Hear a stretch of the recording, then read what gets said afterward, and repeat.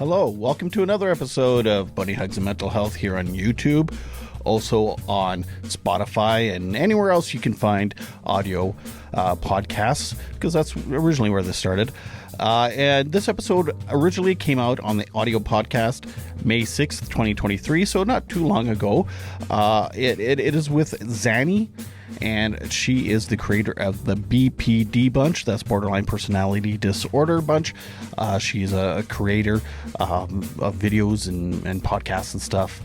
So we talk about that, what it's like having borderline personality disorder, trying to date and just trying to live life, and what it's like getting treatment and dealing with the diagnosis of borderline personality disorder. So without further ado, I give you Xannie.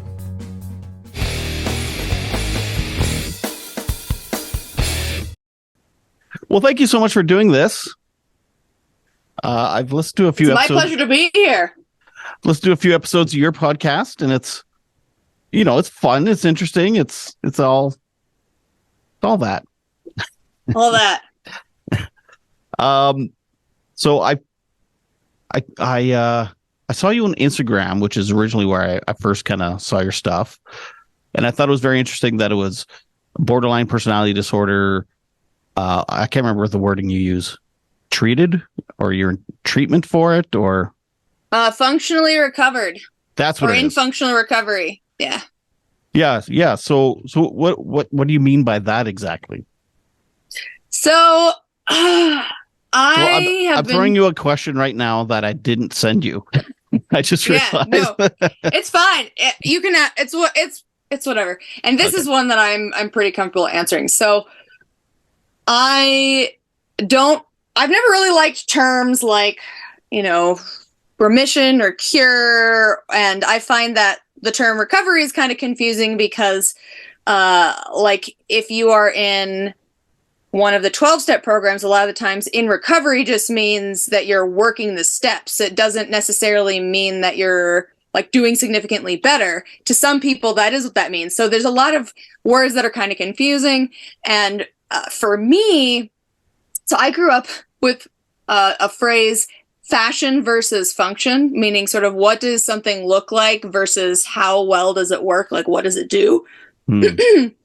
And when I was in dialectical behavior therapy, I got to a point where I was like, I don't know if I technically meet the criteria for borderline personality disorder anymore, but it's not like I don't have any issues related to the traits either. And so I came up with this term, being in functional recovery or being functionally recovered, depending on how you see yourself. And it basically is getting to a point where you are able to do the things that are meaningful to you in your life, whatever those things are. And the great thing is that, depending on what's meaningful to you, your level of functionality is totally definable by you. So as an example, I don't know how well I would live on my own. So the fact that I don't live by myself and haven't lived by myself in many years is not something that I consider to be something that is keeping me unhealthy. Mm-hmm. I mean, I'm able to work, right? I'm able to work. I'm able to maintain a marriage. I'm able to have friends and do all the other things that are important to me. Maintain your own marriage or someone else's? My own. Okay. That'd be odd. I was like, I'm going to maintain somebody else's marriage. No, that would be meddling. Okay, so I fully understand, because I am in recovery of addictions, and it's not like I'm cured. It's not gone. I just, I keep it maintained, so it's always at bay. So, yeah, even recovery is a tricky word. You could say it's in remission, but that sounds weird too. So, functionally recovering or recovered. Yeah, I mean, some of us think of it as a process, and some of us think of it more as a state. I go back and forth on it. I think I'm kind of at a point where I'm like, it's a state, and I feel like it's a big space where you can be on, or a spectrum, I guess, where you can be at the beginning or more towards the end. At some point, recovery from any mental health condition, I feel like goes from trying to get out of the suck to just trying to make life as great as it can be. And I don't know when exactly it changes from one to the other, but I feel like more and more I'm working on just making life better and better rather than just trying to avoid having it be horrible. Right. So go back to the beginning of your sexy adventures with borderline. I'm assuming they were sexy. Maybe not. Some of them. I mean, it's one of those disorders that most people actually find, kind of, I'm for some reason using the word sexy. One of my cast members on my show has her own whole platform called, not podcast. What is it called? Like blog site called "Sorry, My Mental Illness Isn't Sexy Enough for You." Hey. And they mostly talk about the mental illnesses that people tend to carry a lot of stigma about. So what's her name? That's what that made me think of. Katya. A friend of mine she's British, right? Mm-hmm. Okay, yeah. A friend of mine who's a podcaster just had her on his podcast. Yes. Okay. Wow. Small world, this mental health Instagram world. Yeah, it is. Oh, you say cast. You're on a show? You have a show? You mean like your podcast or like so I have a show called the BPD Bunch. I have an Instagram page for that, like to promote the show, and we put up other like borderline personality disorder related posts. But yeah, I have a YouTube show that we have 19 people who are in varying states of functional recovery from borderline personality disorder, and each week we get together and we talk about some of our experiences, like what it was like to really be in the thick of things and how we got to being wherever we are now. And I really like it. We have people from all over the world, and every week we have this different subgroup. It's not like all 19 of us get together every week. That would be way too much, but it's usually like 4 to 6 of us every week. Gotcha. Oh, okay. So how old were you when you were diagnosed, and like how did that whole process work? And had you even heard of borderline personality disorder before you were diagnosed? Go back to the beginning. I don't even remember getting the diagnosis, to be honest, because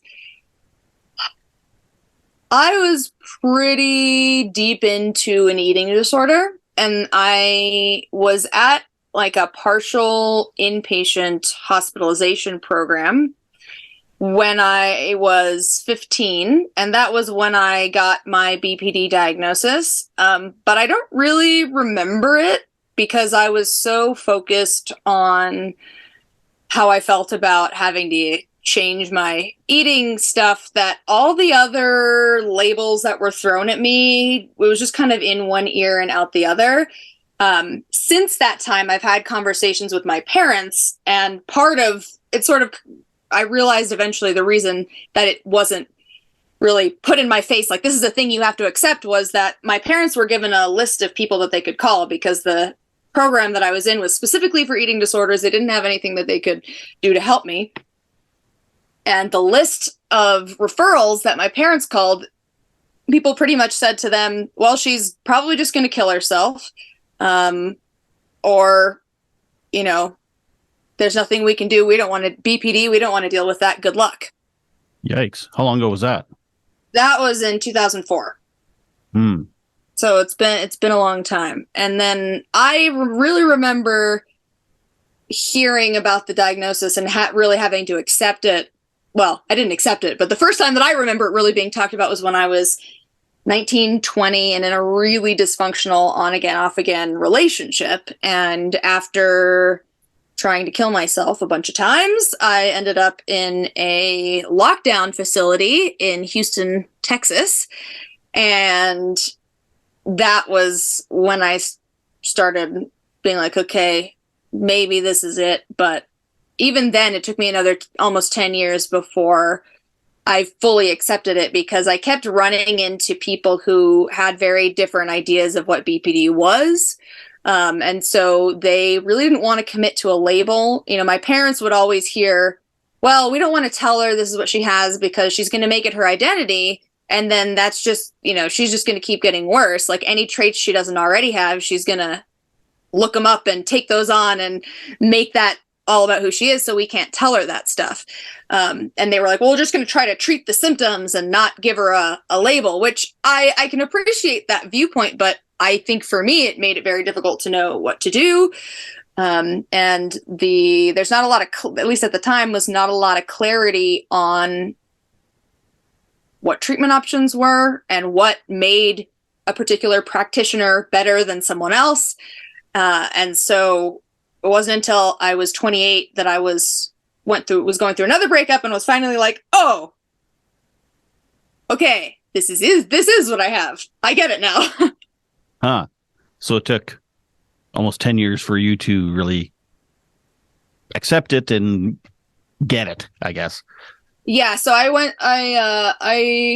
went through dialectical behavior therapy in 2017 and 18, and I finished the program in the beginning of 2019. Huh. So right when you started treatment or finished treatment, I guess, pandemic hit and you got married? Yeah, a year later. So it's funny, actually. I started DBT about the same time I started dating my husband. And so that was an interesting journey because we kind of went through that whole recovery process together. I think being a little bit older was also just helpful because I wasn't quite as reckless as I was when I was in my early 20s. Right. But so it you was had some maturity on your side. Yeah, but it was still pretty up and down. Right. Yeah, so we went through DBT together, or not like in the class, but he helped me with my homework and all that. And yeah, about a year after I graduated DBT, the pandemic hit, and we got married right in the beginning of the pandemic in July of 2020. So we were only allowed to have 5 people in the backyard. Would you suggest, if you're going to have treatment and really start being proactive and getting at your BBT, no, I'm screwing this up somehow.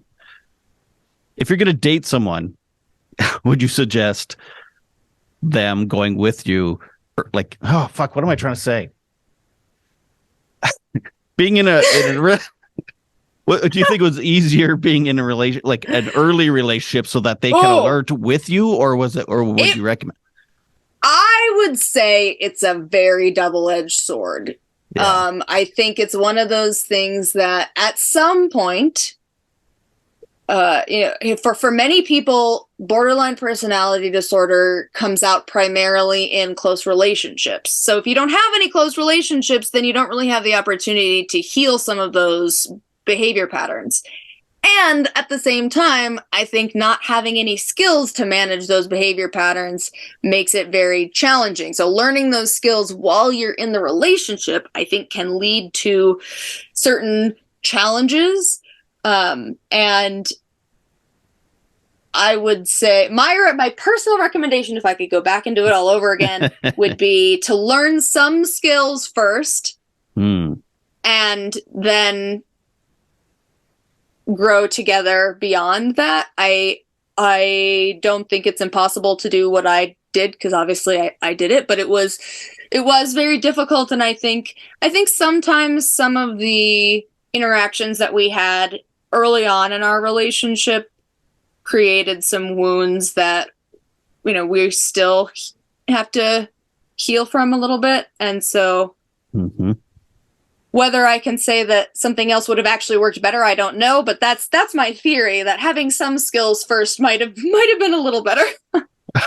Right. Okay. So he's a patient dude. He sounds like a very lovely man to go through this journey with you, when he's like when neither one of you really knew what the hell you were getting into. Yeah, I mean, I'd been in and out of therapy since I was 13, so I was kind of like, I'm this really emotional person, and I don't really know how to deal with it yet, but I'm working on it. And turns out he's actually not that different. He's very passionate about things, but I think we're both just very stubborn. We joke a lot about how we're the only two people who can stand each other. I see. So. It sounds horrible, but. No, it sounds good. But you know what I mean? Yeah. It's like, well, okay. So I have ADHD, so I'm just trying to process it all. And sometimes I just talk out loud I basically just repeat back what you said to me so I could process it. Yeah, totally fine.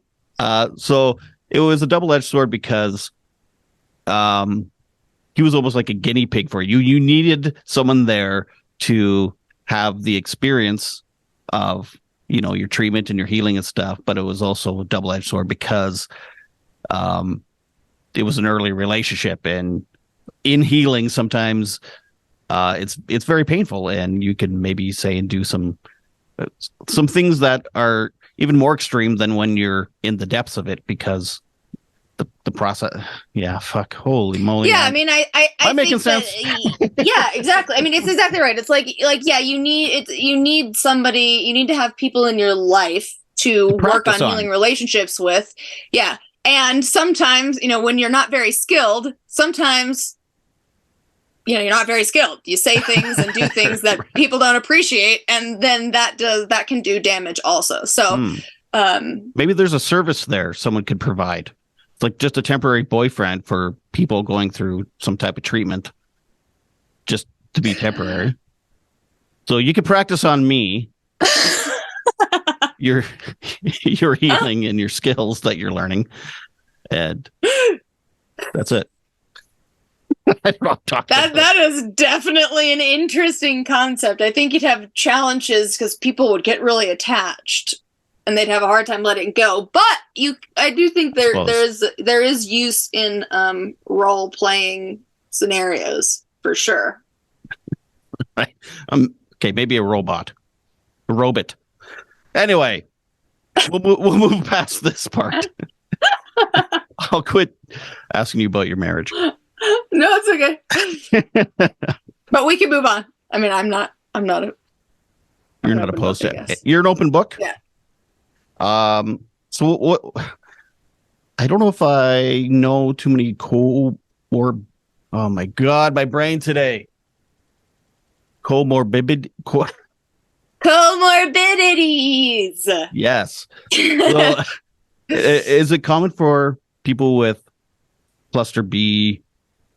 Well, I guess you don't know. Don't speak for all cluster B. People with borderline personality disorder and ADHD, is that a common thing, or is it just a thing for you? Yes. Well, as far as I don't know the exact statistic. I know that ADHD 5 is up there. I want to say, I'm not going to say numbers, but especially in our cast, a very high proportion, I would say probably more than half, maybe about half, have ADHD in addition to BPD. And I mean, if you think about like where people's BPD comes from, you can get a lot of different potential theories. But I have several running theories for myself, but I do think one of the possibilities is that ADHD became through environmental factors sort of. I was experienced some invalidation because ADHD wasn't really well understood, and especially not for women, 25 years ago when I was a little kid. And so I had all these big emotions, as many people with ADHD do, and I didn't really know how to regulate them. And a lot of the explanations that the adults gave me, I don't think were wrong, but they, for me, I think I needed very explicit instruction. And so trying to just force myself to fit the mold that I thought. It just didn't really work out. And so that's my theory, is that I think it's possible for me that ADHD played a big role in developing into BPD. And I have read a research paper that says that is possible for others as well, but I'd have to like pull that up, so I wouldn't quote me on it or anything. Okay. I'll wait while you pull it up. Oh, I don't even know if I've got it. I'm kidding. Here. Sorry, I was like, I can try. Don't bother. Like, I could try to find it. It's somewhere in my files, but I don't think it has a name, so I'd have to look them all up individually. I should have warned you, but I'm a smart ass. Okay. So I'm extremely literal, so maybe you have autism. Maybe you're on the spectrum. I think it's just a family culture thing. I can be a smartass too, but I come from a family of scientists, so. Okay. So I've just been recently diagnosed with ADHD, and in doing research and stuff, I found a thing called RSD, which is rejection sensitivity dysphoria, which is very common with people with ADHD. But I suppose people with borderline personality disorder, that's kind of a symptom too, that rejection sensitivity. So I suppose there's a bit of overlap there, maybe? Yeah, I mean, the specific symptom that is related in BPD is frantic efforts to avoid real or perceived abandonment. And I think that does translate into a lot of rejection sensitivity. For me, I think that comes out in also sensitivity to criticism, because when I feel like I'm being criticized, there's sort of the extra layer of feeling like, oh, if somebody has an issue with me and I'm doing something wrong, then they're going to leave. And so criticism to me sort of equates with rejection and abandonment and all that stuff. So. Me too. Even though I've never been abandoned. Or have I? Yeah, I don't know. It's interesting because sometimes we don't necessarily have to experience abandonment in the way. Like, I think when people say the word abandonment, they often picture like, I'm dropping you on the side of the road and I'm never coming back to get you, yeah. So I do think that it's maybe not the best choice of words in the diagnostic manual, I think, because I would say maybe frantic efforts to avoid a loss of a relationship, maybe, or real or perceived loss of relationship or something like that, because I think that's maybe more accurate picture, because most people aren't just like leaving you to starve in the desert. But how about FOG? FOG, fear of ghosting. I just made that up. That's a great one. I mean, but it's not just ghosting, I guess. Yeah, it's not just that, right? But yeah. Okay. Well done. You answered it. With BBT, no, BPD. You could just say the thing also. You could just say borderline personality disorder. Well, that's so long. Easier. I don't know if it is. Can I just say borderline, or is that kind of Go for it. I mean, it's very challenging these days, because to avoid stigma, it's like yeah. You always try to say a person living with BPD. A lot of things that are quite a mouthful, and it's difficult because I think sometimes we want to speak in a shorthand, and balancing that, like, how do we speak in a shorthand without being stigmatizing is hard, because I think everyone has a different answer. I think as long as you're not calling me a borderline, I'm okay with you saying borderline. Okay, because anytime I see it as just borderline, it's usually like a kind of a derogatory kind of sounding thing. It's like, oh, she's borderline, and it's like, okay, well, it is easier to say just borderline than BPD or the other things, but it does have a very negative sound when you say it that way. Speaking of which, let's talk about the stigma. Have you been marginalized because of the diagnosis, or have you felt, you know? I would say yes and no. I think those of us in some of these marginalized groups do tend to have a sensitivity to being marginalized. So that makes it like I've experienced a lot of stigma, but it's hard to say whether it was specifically because of the BPD diagnosis or because of some of the behaviors. So like I laughed now talking about this because COVID has made this very like standard, but I used to like not really take care of my appearance when I left the house. And before COVID, that was like more of an odd thing. I mean, I feel like COVID made it, everyone was like, I'm going to the grocery store in my pajamas and my mask, and I don't care what I look like, right? But I used to kind of be like that all the time. And the problem that I experienced was that when I would show up to different things, sort of looking like a mess, which was a result of my mental health, but people kind of treated me like, I don't know, like I was from the criminal underworld or something, like I was out to get them. Like people would second guess my prescriptions all the time and be like, well, you're going to misuse this. Like, I can't give this to you. So it was hard to tell if it was because of the way that I showed up to receive them or if it was because of the diagnosis. I've definitely had people say things about me being manipulative and attention seeking. I think my diagnosis has been indirectly used as a way for people to avoid taking responsibility for their part in an interaction. Oh, so like because being gaslighted, kind of? Kind of. It's more like, I mean, whenever you have an interaction in which like one person, we'll say in my case, where I may have like a larger and maybe more upsetting to the other person emotional reaction to a situation, I'm not reacting to nothing, right? Like there is something that sort of incited that reaction.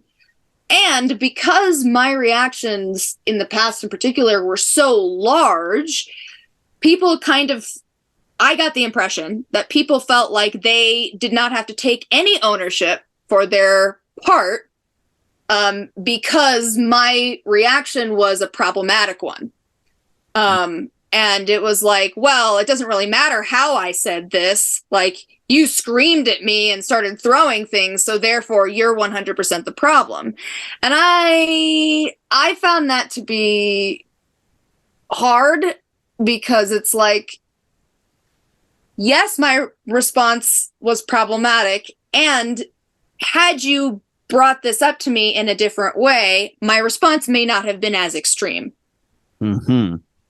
So a lot of it was very, I mean, I have had experiences with doctors where it was very clear to me after I disclosed my diagnosis that when I had concerns or suggestions, they were no longer taken seriously. Mm-hmm. It was kind of like, oh, I'm worried about, okay, I'm a seamstress outside of all my work with mental health. And so I went to a doctor once and after disclosing my diagnosis to her, one of the things I brought up was like, hey, I'm kind of worried about my hand. I don't know. I don't want to be developing carpal tunnel. Can you like take a look? And she's like, well, it sounds like you're making a self-diagnosis, which you shouldn't be doing, which I thought was kind of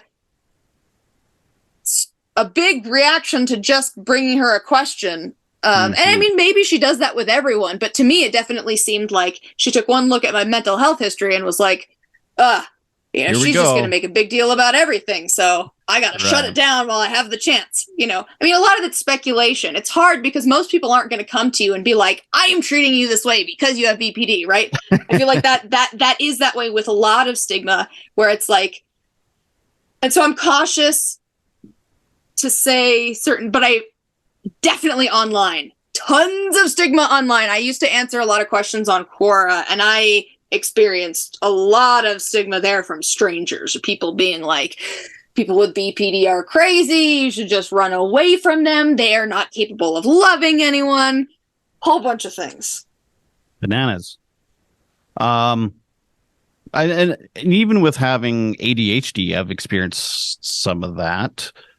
because you do feel your feelings big, and you try to,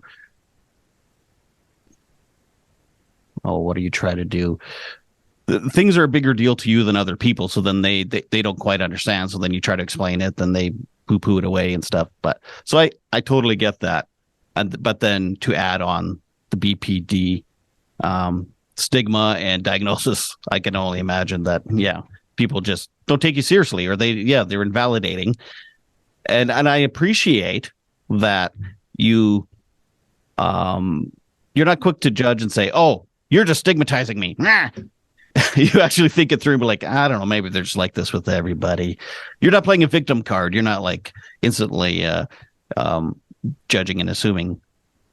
Except online. I try not to. I realize that everyone is kind of a product of their environment in a certain in the sense that like we communicate in the ways that we've been taught to communicate. So yeah, sometimes people are going to say things that hurt my feelings because they just don't realize the effect that it has. And so I try to be cautious and realize that there are a lot more variables than the ones that I'm aware of. Exactly. Yeah. And even the attention seeking thing too, I get, because that's like, now that I've never thought about it before until we're sitting here talking, but there actually is a little bit of overlap between ADHD and borderline personality disorder symptoms ish.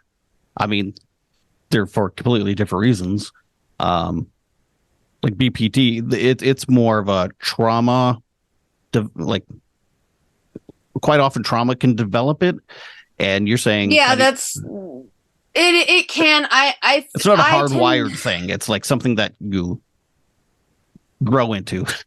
Yeah, I mean, it's a combination of things, kind of, where it's a lot like, it's a product of your environment, like you say. Yeah, I mean, it has other, like biological components, but it's kind of like you're not guaranteed. It's sort of like if certain diseases can be passed down, but they're not guaranteed. It's like you have an increased vulnerability for certain things. I think I would say a lot of mental health issues are similar, where you may be born, like most people with BPD probably are born with an increased emotion sensitivity. So that certain things that other people might not find traumatizing, we find traumatizing. But I also think that reinforcement plays a pretty big role. I tend to think of BPD as almost like a naturally reinforced disorder, in the sense that, like, if I have a big reaction to something, then other people are gonna have a big reaction to my big reaction because it's kind of unusual. But if that's what I'm looking for from people, is kind of this, validation. Attention, this validation, right? This sort of validation seeking, then they're reacting to my big behavior is just going to make me want to do it more. And that was one of the things that I felt like was a big part of my development, was I was in this one on again, off again relationship where my partner kept dumping me. And at first I was upset, but it wasn't like the end of the world. And as time went on, it was kind of like I learned that the bigger fit I threw, the more I could get them to come back. And I still, deal with some of those patterns today that were created through that relationship. So I don't want to, pump up the stigma at all, because a lot of people talk about dating someone with borderline as, it's like this real negative thing. But so when you're in the depths of it, it's like you have big emotions because you need that validation. So your partner either has to give you that validation, but then there's a risk of promoting you doing that all the time. So then it's like you're almost enabling your partner to keep those behaviors, but also you also want to validate their behaviors because they need validation. Yes. So it's like this. That is a very challenging thing that my husband and I have tried to work on a lot over the course of our relationship, because I recognize that there are times when I am engaging in problematic behavior because I'm trying to force him to give me a particular reaction. And sometimes I genuinely just don't know how else to express my emotion. Right. And over, at the beginning, my husband was pretty bad at it, telling the difference. And he was sometimes, I would say, a little bit too harsh, just trying to force me to be a certain way. And one of the things that's helped us a lot is he will ask questions. Like, what's going on for you right now? Like, what he tries to cut under some of the things that on the surface I'm upset about, because I tend to get upset about things that are maybe not the actual issue. Like there's usually core things that I'm upset about. Like I feel like I'm being rejected or abandoned or something. And so he'll try to cut beneath the surface argument to get to what's actually going on underneath. And I think that helps him figure out whether I really just need a hug and need to be validated, or whether he needs to take a step back and say, I'm here, I'm not going anywhere. And like, you have to figure out how to solve this for yourself, because this is not a problem that I can solve for you. Right. I have a friend she's bipolar, and there's some stigma around that too in relationships. And some people have like made comments to her like, oh, your husband's a saint, or, people must be so patient to be with you. And it's like, so then that's like, that's hurtful. They think they were being supportive, but it's like, so you're saying I'm like impossible to live with. And, only really special people can be with me because I'm too much to handle and stuff. But really it's just communication. About myself, I think that's probably true. But yeah, it's definitely one of those things that, like, can't say that about someone else. You can say that about yourself, but it's not something that you can make comments about other people about. Yeah. Yeah. And so it's like, but it is kind of hurtful. It's like, well, no, we're just people. Some people just get along better. Some people communicate better. So it's just, sometimes you just need to be with someone that's better at communicating and just getting to know each other. And like you said, like, he's getting better at reading you, and you're getting better at reading him, and being self-aware, and he's better at being self-aware. So it's not that, I don't know, that you're high maintenance, or maybe I don't fucking know.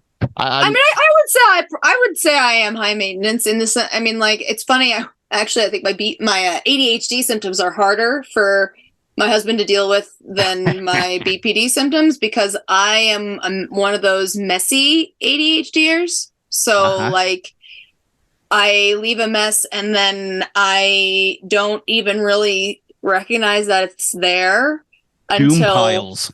Yeah, doom piles. I also do the Heidi up, where it's like you put everything in a bag and then you just put the bag in the closet and then forget about it for like half a year.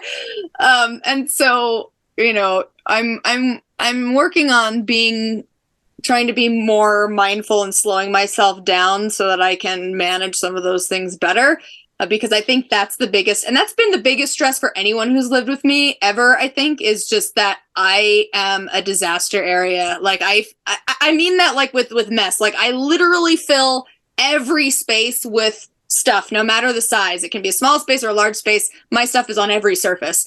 And I am, over the last few years, have really worked on at least containing it to a smaller portion of the house. So I 100% relate. And so would my wife. Our spouses need to talk. Support group for messy ADHD spouses of people with who's have ADHD. We have like full areas of like the yard, the garage, this room, and it's all like, it's all my stuff. And when I go all in on a hobby too, it's like I must get everything. And yeah, plus I'm a bit of a hoarder. Oh, anyway. Yeah, same thing. And it's hard, especially if you have creative hobbies, because it's like, I don't know about you, but I cycle through them. Like I'll hyperfixate on something until I get bored of it. And then I won't touch it for like a year, maybe a year and a half, and then all of a sudden I'll get really into it again. So I have a really hard time throwing things away because I'm like, well, I know at some point I'm going to be really into this again. Like I'm really bored of it now, but like 3 to 5 years from now, I'm really going to care about it, and I'll be really mad that I threw all this stuff away. Oh my God, 100%. I have like thousands and thousands of dollars worth of things I could sell from old hobbies, but it's like, no, I'll be coming back to this, and I need it then. Like woodworking tools. I've played in bands. I have like instruments and stuff. I've artwork stuff all over the place. I have just scraps of wood piled up in shelves in my backyard. So if you come to my yard, you're like, well, why do you have a shelf in your backyard with just chunks of wood? Like, yeah, I hear you. Bless our spouses. I shouldn't say that. Yeah. I shouldn't say that because that's, yeah. Yeah, well, I think. But you know what? I'm just grateful our for my spouse. We have other things. Yeah, I'd say, yeah, I'm very grateful to my husband for being willing to deal with those things to get to the good things, because, you know, we're also that couple that make weird faces at each other across the table at a group dinner. And, you know, we send each other funny memes and bad jokes and. Aww. Go through all the things. Yeah. I should get like an audience track, you know, like in the sitcom. Oh, in the whole audience. Yeah. I'll do that post. Oh. So now I want to go back to the online stigma stuff. Yes. Because there's professionals that all they deal with is people that have been hurt by narcissists and people who have, victims of borderline personality disorder mates. And it's like, yeah, but, you know, we could be treated too. And then instead of creating this stigma, because they're helping perpetuate the stigma, which then perpetuates abuse, which then, it's like, yeah, it's I mean, I don't want to discredit that. I can't speak for every single person with BPD. I've definitely behaved in extremely abusive ways before. Like I for sure made a video. I made a video once of an attempt and sent it to my then on again off again partner and was like, "This is your fault." Was extremely abusive, at least in that moment. I would say that relationship was probably dysfunctional and abusive both directions, but I don't want to discredit that there are people who do feel extremely harmed by that. And I think it's important to recognize that people can change, and I think we can offer healing to both sides without having to demonize the other. Right. Exactly. Well, BPD is a disorder, right? Like it's, at least when I say BPD is a disorder, there are a lot of things that I think having BPD gave me that are positive, but I don't consider those to be part of the disorder itself. Like I consider those to be outcomes of the experience. To me, I try to separate the disorder part out as being the dysfunctional behavior parts. And I try not to identify, like there are a lot of posts going around about like positives of people with BPD, like we're creative and empathetic, which is all true. I do try to separate that out from the diagnosis because I would prefer that I identify with those things as being part of me, not something I have because I had this horrible mental health condition. So I'm just saying that when I say BPD is a disorder, that's specifically what I'm talking about, is the dysfunctional behavior, right? So like it wouldn't be called that if it was all positive, sunshine and rainbows and happiness, right? So there is going to be some damage that comes out of that. Right. I think what I was trying to say is I think some people are victims to other people for a reason, and I think I still can't say it. What am I trying to say?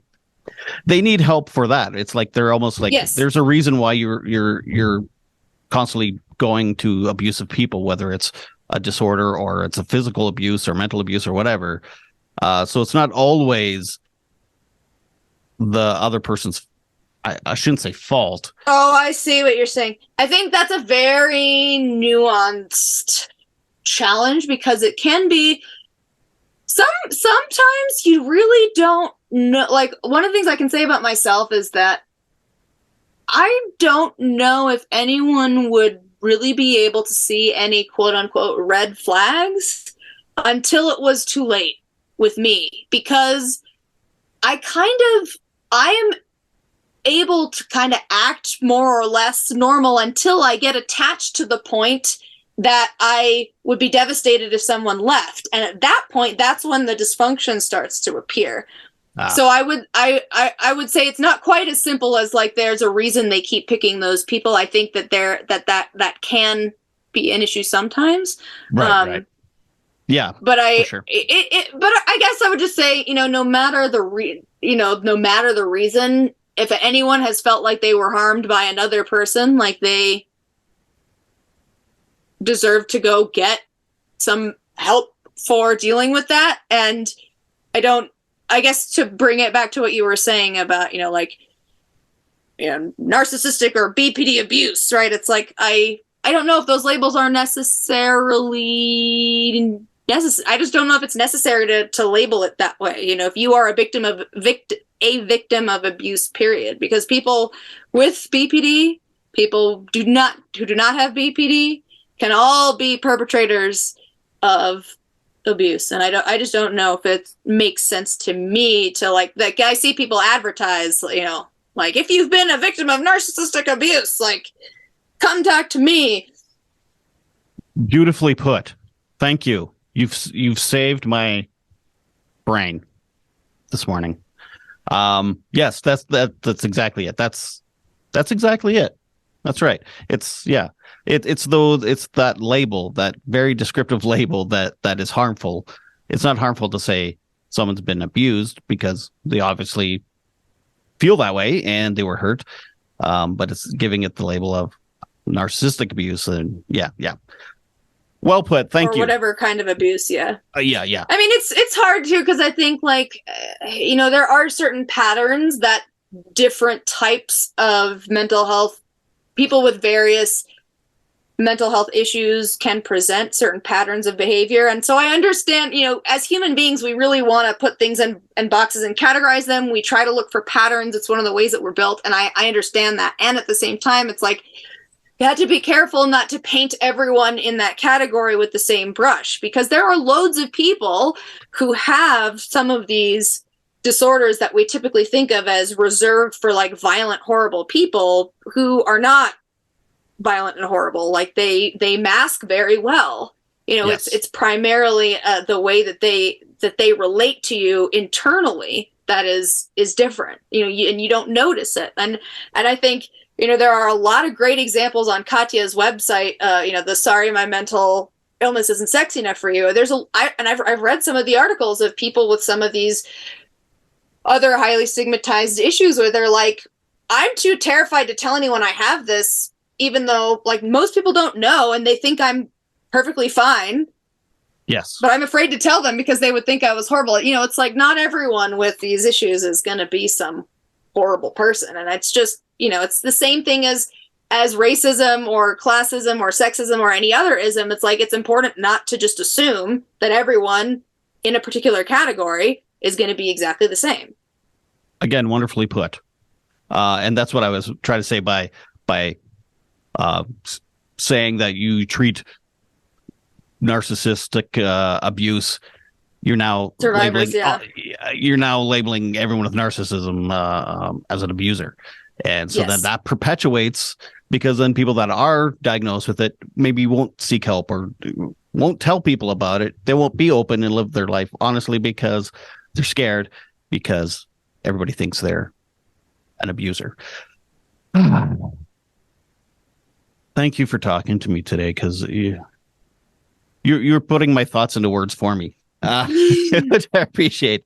And it helps that I've been having a lot of these conversations over the course of the past like 8 months. So some of these I've already had the chance to work out. I just took my ADHD meds late too, so they're not quite kicking in. So it's so part of it, but mine are wearing off because I took them at 5 this morning. So oh damn. And as someone who's lived through addiction and is in recovery, a lot of this is kind of relatable. You know, because it's also a disorder, a substance abuse disorder. It's you know, I've done thing. I guess, you know, I've caused pain in people in my past, but people change. Like you say, you go through treatment, you go through self-awareness, and also people that are addiction. Oh, fuck. People that have substance abuse disorder also, it's also a spectrum. You could be an addict and not be hurting people and stuff. So anyway, yep. Yeah. And it is mostly online, this stuff. Like, and you know what? Addiction also can be very, I know I'm not going to talk about addiction. I'm sorry. I'm so sorry. No, we can talk about that. I mean, it's funny you said 3 hours. I was like, I could do that. I could probably talk for 3 hours. You know, it's just like I'm apologizing because I'm all over the place and I can't get my words out of my mouth. I love it. So the one thing I would just say about addiction is that yeah, it is a spectrum also, and it can be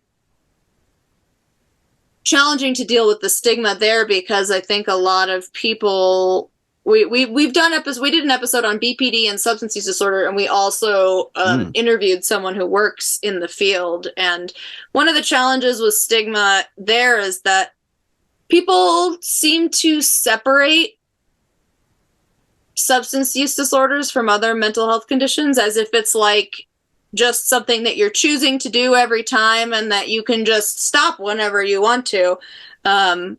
Or, you know, like if you get the substance out of the person's system, then they'll just be fine. And it's like, it's also a mental health condition. You can't divorce yourself from your body that way. If you have a behavioral issue or a substance issue, it's like your mental health is all wrapped up in it too. And so that's one of those challenges that I feel like anyone who struggled with substance use can, I don't know, relate to, that feeling of like people just being like, well, just stop doing it. It's like, it's not that easy. Yeah. So for me, like you were talking about how your ADHD was probably had something to do with your borderline diagnosis. It's like it kind of, I wouldn't say caused it, but it was a big factor in it being created. And I feel development. Yeah. And I feel the same way with my addiction and my ADHD, that, and my depression and anxiety and shit I've all gone through. And it's like, actually, how old were you when you were diagnosed with ADHD? I was in high school, but It's funny because I showed signs of it way earlier. My parents went through a box of old notes from some of my teachers, and I found one from when I was in the 4th grade, and my teacher was basically like, Xannie doesn't really pay attention to verbal directions, and then she gets confused and agitated because she doesn't understand what's going on. Her stuff is not organized, and I think that is part of why she's having a hard time, like, adjusting or whatever. And I was like, this is textbook stuff right here. You know, like this, it was clearly above the normal child issues that he felt like writing it down to tell my parents about it. So it was like, I was just diagnosed like 6 months ago, and part of my assessment was going through old report cards and stuff. And yeah, same thing. It was like grade 4 or something like that. It's a similar comments. It's like, oh my God, what the fuck took so long? yeah. And it's funny because like people, out of all the things, if people experience stigma as a result of having a diagnosis, but sometimes people also experience like invalidation, sort of like, you don't really have that, like what's, and that I've actually had more invalidation in regards to my ADHD diagnosis than the BPD, because like BPD was one of those things that everyone could see that I was really emotional, but when it came to like the ADHD stuff, they were like, oh, all kids have that. Like, that's not real. That's just a lack of self-discipline. And I was like, okay, but I mean, if that's true, then there's something there's something else wrong with me, because I cannot figure out how to overcome those barriers. 100%. I'm so excited you said that, because I've even written articles about this. How in the last 6 months, I've actually gotten less moral support and validation since I've been diagnosed than I did when I was a depressed addict. Like I felt better supported and validated then. And now it's like when I tell people I have ADHD, like, oh, really? Are you sure that's right? Or I roll, or I've had people tell me they don't even believe it exists. And like, it's like, what the fuck? But well, and it's interesting because like ADHD can explain so much of the like addictive or like substance misuse or even eating disorders. Like I really struggled with bulimia in high school, and I think similarly it sort of allowed me to try to regulate my emotions, but it also was hard for me to regulate my intake because I've always been so impulsive. Being able to regulate anything, doing anything in any form of moderation has always been hard. Dude, 100%. Just last night, I was eating so much sugar just before bed, and I just kept going. I was like, one more. It was like, meh. You know what? At Christmas, I have lots of chocolate, so what's the difference? It's, okay, 2 more. And then I went to bed. I had like fucking like 3 chocolate bars, basically. Like, this isn't right. Yeah, but it was the dopamine hit. It was like, this is yummy right now. It's amazing how hard that urge is to regulate. And so, I mean, one of the ways that I regulate that is I just am careful of what I buy, or I'll buy things in like just little packets. But like we'll get a bag of chips, and it's like one giant bag of chips for the whole week, because I'll probably eat it in a day or a day and a half. Absolutely. So I just won't buy it again for at least another week. So actually, the day I quit drinking, I drank all the alcohol in the house so that the next morning I could tell my wife, look, there's no booze in the house. Maybe let's try to keep it that way. And because, yeah, if it's around, I'll drink it or use it or eat it or whatever, because it makes me feel good right then. And what ended up happening was I got extremely sick and went to the hospital, but ultimately I got sober because of that moment. But yeah, 100%. Just if it's not here, then I can't have it, and then my brain quickly moves on to find something different. Or if I forget it's there, like we can put things in like weird places where once they're out of sight, they're out of mind, and then it's kind of like, when I find it, it's like it's a fun surprise. It's like, ooh, I forgot this chocolate was in this random cabinet. I could eat it now. I used to do that with weed. I would get really high. And then I would hide nuggets so that I'd forget I hid them. So that when I did run out of weed, I'd be like, oh, I must have hid some somewhere. And then I'd find some, and I'd be like, yay! Easter eggs! That was better than smoking the weed, was actually finding it. It was like, wow! I found a bud. Yeah. Huh. Yeah, it took 45 years for the diagnosis. Now I'm like, go figure. But anyway, I mean, even though the ADHD diagnosis socially feels less validating, it has been life-changing for me, because it is like in my own brain, it's just like so validating. And now that I'm not treating symptoms, I'm actually treating the cause, and I'm on proper meds, and I'm seeing, proper therapists about, strategies and stuff. It's been life-changing. So I also don't give a fuck what people think about it anymore. It's like, yeah, I felt better supported before, but I actually feel better now. Yeah. So there's that. Yeah, I would agree with that. It's like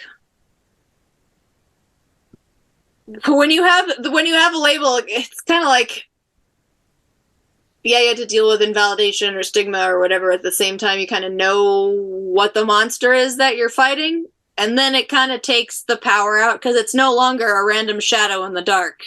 Mm-hmm. You know, it has a face and a name, and you can point at it and be like, I see you. You're not going to get the best of me anymore. And it doesn't feel like a character flaw anymore. It just feels like, oh, okay, well, this is just how my brain works. I'm not lazy. I'm not an asshole. I'm not this. I'm not that. It's just, I guess I am, but it's hard to explain, but you get it. Well, yeah. And I mean, there are a lot of like little things, I would always try to figure out how to get stuff done, and people would say, just do it. And I was like, but I don't know what that means, And so like, there are a couple of different people I follow on Instagram, but, like I learned the concept of like chunking when it comes to cleaning, like trying to find all the cups and pick up just the cups, and it makes it kind of like a game. Like I still have sometimes a hard time getting started, but when I do something like that, where it's like, or like I'm going to pick up 10 things, where it's, instead of trying to focus on the end goal, I focus on a little tiny chunk that I can manage in that moment. And that's really helped a lot. But nobody, and it's a very simple concept, right? But nobody thought to teach that to me before. Like when I was younger, when I thought of an ADHD kid or person, it was like the super hyperactive guy, or the kid that was just like totally spazzing all the time, which is, I'm sure they did have ADHD. But what people don't realize is it's almost, for me anyway, it's almost all internal. Like, yeah, I can be loud and boisterous and stuff at times, but it's like when I'm just sitting there relaxing, I'm actually like beating the shit out of myself constantly, internalizing things and like, why aren't I doing this? I have so much to do. I'm full of anxiety. I'm full of, and then it's a character flaw. And I may as well just take my own life because I'm such an idiot and I can't deal with this. And I can't even just get up and do the dishes. And people don't realize, just, it looks like I'm just sitting there watching TV, but this is what my brain's That's what's going on in the background. Yeah. I made a reel about that. Actually, I think it's on my Instagram. I'm like laying on the couch with an iPad, just like looking, and there's like the me behind me going like, why are you, get up, go do stuff, get up, go do stuff. That's because that's exactly what it's like. It's like you sit there and you're like, I should be doing something else. Why am I not doing something else? I can't seem to move. Why? What the heck is wrong with me? You horrible, stupid, dumb person. Yeah. And then there's, it only makes sense that you have rejection sensitivity dysphoria because you're constantly talking to yourself like that. So any little piece of criticism is like, oh my God, they're going to leave me forever. Or this person is no longer my best friend. They don't want to hang out with me anymore because you've made yourself that way because you talk to yourself that way all the time. Yep. And then throw on borderline personality disorder on top of it. I could definitely see how ADHD could help develop borderline. Interesting. Yeah, there's a lot of overlap too. It's like the impulsivity can be is a big part of it also. So, and I'm very impulsive. Hey, should I come pick you up and we'll go to Mexico for a bit? That sounds great. Let's go. Let's do it. So I am on Instagram. I have my personal handle at Xannabelle, and then my show is at the BPD Bunch. And then you can also find the show itself on youtube.com/the @ and then the BPD Bunch. And if you search us on Spotify or Apple Podcasts, you can find that too. Thank you so much for watching. Be sure to subscribe and to like this video. Bunny Hugs and Mental Health is on Instagram at Bunny Hugs Podcast, and you can listen on Apple Podcast and Spotify. This is Todd Rennebaum saying, make your beds and take your meds. Bye.